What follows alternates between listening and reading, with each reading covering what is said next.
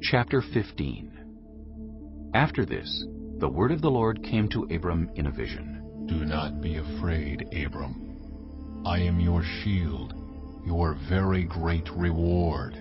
But Abram said, Sovereign Lord, what can you give me, since I remain childless, and the one who will inherit my estate is Eliezer of Damascus? And Abram said, You have given me no children, so a servant in my household will be my heir. Then the word of the Lord came to him. This man will not be your heir, but a son who is your own flesh and blood will be your heir. He took him outside and said, Look up at the sky and count the stars, if indeed you can count them. Then he said to him, So shall your offspring be.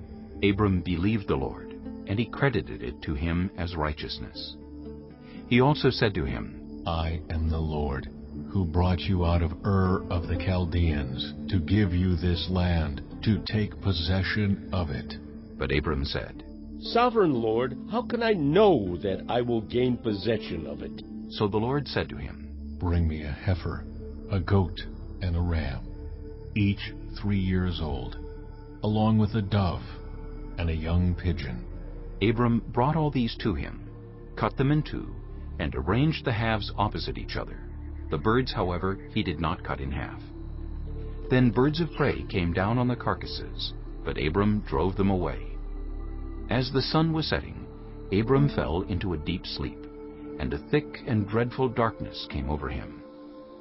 Then the Lord said to him, Know for certain that for 400 years your descendants will be strangers in a country not their own, and that they will be enslaved and mistreated there. But I will punish the nation they serve as slaves, and afterward they will come out with great possessions. You, however, will go to your ancestors in peace and be buried at a good old age. In the 4th generation, your descendants will come back here, for the sin of the Amorites has not yet reached its full measure. When the sun had set and darkness had fallen, a smoking firepot with a blazing torch appeared and passed between the pieces.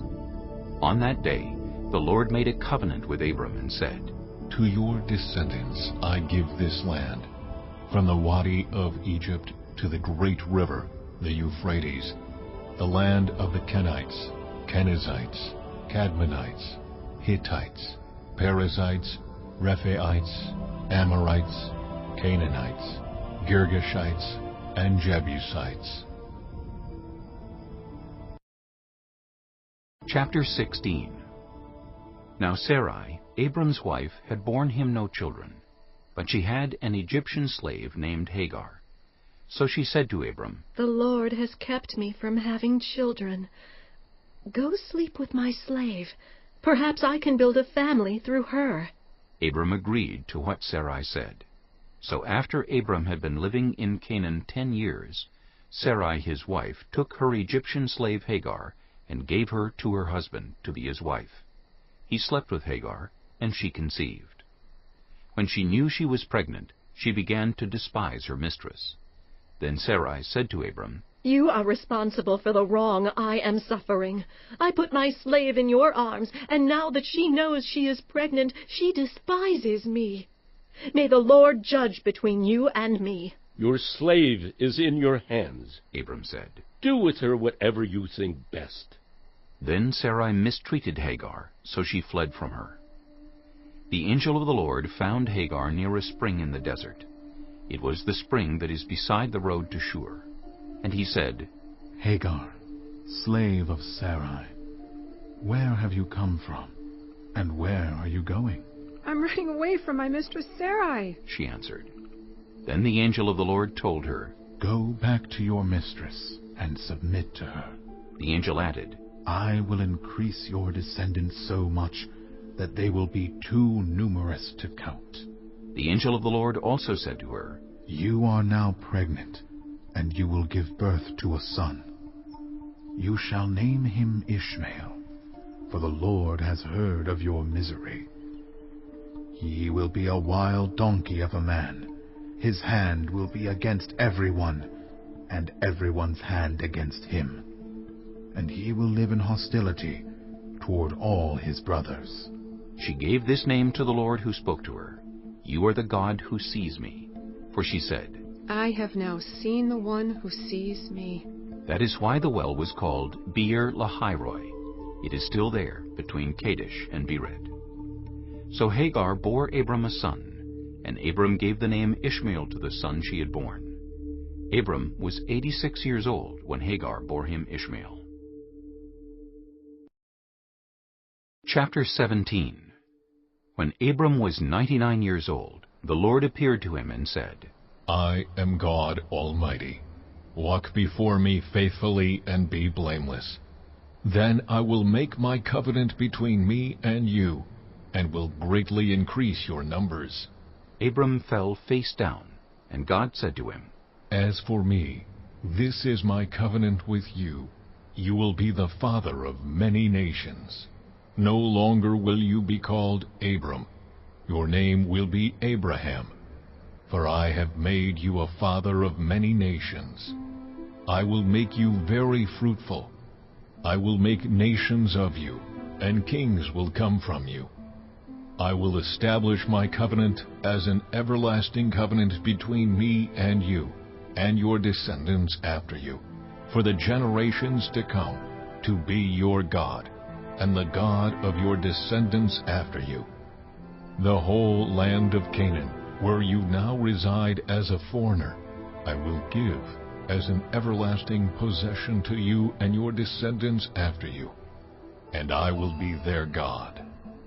Then God said to Abraham, As for you, you must keep my covenant, you and your descendants after you, for the generations to come. This is my covenant with you and your descendants after you, the covenant you are to keep. Every male among you shall be circumcised. You are to undergo circumcision, and it will be the sign of the covenant between me and you. For the generations to come, every male among you who is 8 days old must be circumcised, including those born in your household or bought with money from a foreigner, those who are not your offspring, whether born in your household or bought with your money. They must be circumcised. My covenant in your flesh is to be an everlasting covenant.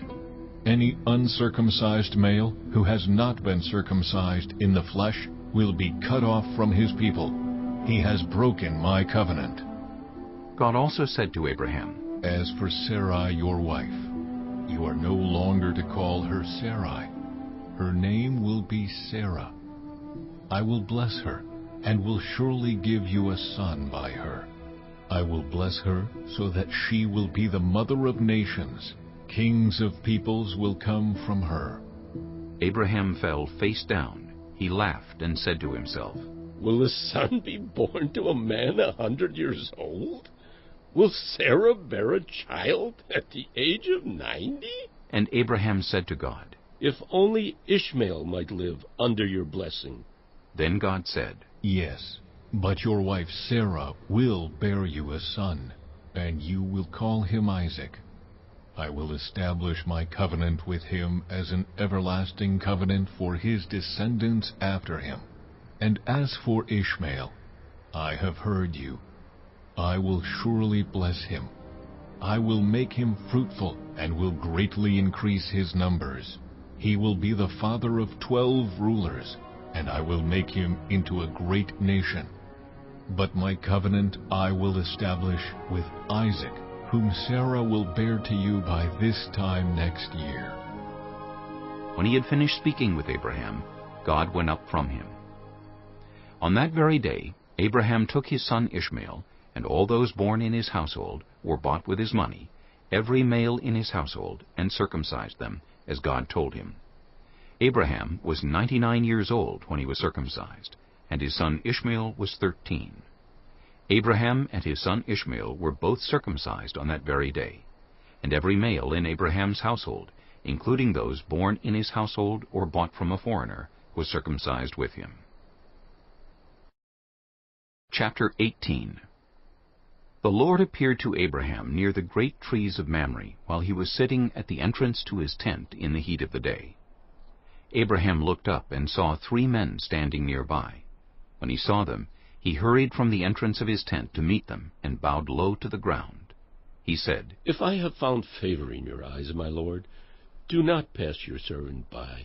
Let a little water be brought, and then you may all wash your feet and rest under this tree. Let me get you something to eat, so you can be refreshed, and then go on your way, now that you have come to your servant." "Very well," they answered. "do as you say." So Abraham hurried into the tent to Sarah. "Quick," he said. "get 3 seahs of the finest flour and knead it, and bake some bread." Then he ran to the herd and selected a choice tender calf and gave it to a servant, who hurried to prepare it. He then brought some curds and milk and the calf that had been prepared, and set these before them. While they ate, he stood near them under a tree. "Where is your wife Sarah?" They asked him. "There, in the tent," he said. Then one of them said, "I will surely return to you about this time next year, and Sarah your wife will have a son."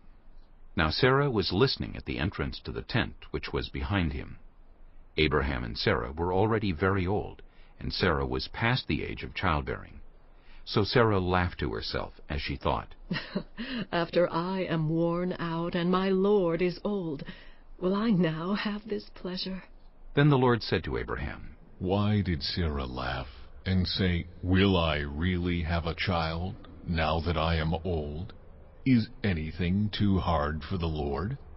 I will return to you at the appointed time next year, and Sarah will have a son. Sarah was afraid, so she lied and said, I did not laugh. But he said, Yes, you did laugh. When the men got up to leave, they looked down toward Sodom, and Abraham walked along with them to see them on their way. Then the Lord said, Shall I hide from Abraham what I am about to do? Abraham will surely become a great and powerful nation, and all nations on earth will be blessed through him. For I have chosen him, so that he will direct his children and his household after him, to keep the way of the Lord by doing what is right and just, so that the Lord will bring about for Abraham what he has promised him. Then the Lord said, The outcry against Sodom and Gomorrah is so great, and their sin so grievous, that I will go down and see if what they have done is as bad as the outcry that has reached me. If not, I will know. The men turned away and went toward Sodom, but Abraham remained standing before the Lord. Then Abraham approached him and said, Will you sweep away the righteous with the wicked? What if there are 50 righteous people in the city? Will you really sweep it away and not spare the place for the sake of the 50 righteous people in it? Far be it from you to do such a thing, to kill the righteous with the wicked, treating the righteous and the wicked alike. Far be it from you. Will not the judge of all the earth do right? The Lord said, If I find 50 righteous people in the city of Sodom, I will spare the whole place for their sake. Then Abraham spoke up again. Now that I have been so bold as to speak to the Lord, though I am nothing but dust and ashes, what if the number of the righteous is 5 less than 50? Will you destroy the whole city for lack of 5 people? If I find 45 there, He said. I will not destroy it. Once again he spoke to him. What if only 40 are found there? He said. For the sake of 40, I will not do it. Then he said, May the Lord not be angry, but let me speak. What if only 30 can be found there? He answered. I will not do it if I find 30 there. Abraham said, Now that I have been so bold as to speak to the Lord, what if only 20 can be found there? He said, For the sake of 20, I will not destroy it. Then he said, May the Lord not be angry, but let me speak just once more. What if only 10 can be found there? He answered, For the sake of 10, I will not destroy it. When the Lord had finished speaking with Abraham, he left, and Abraham returned home.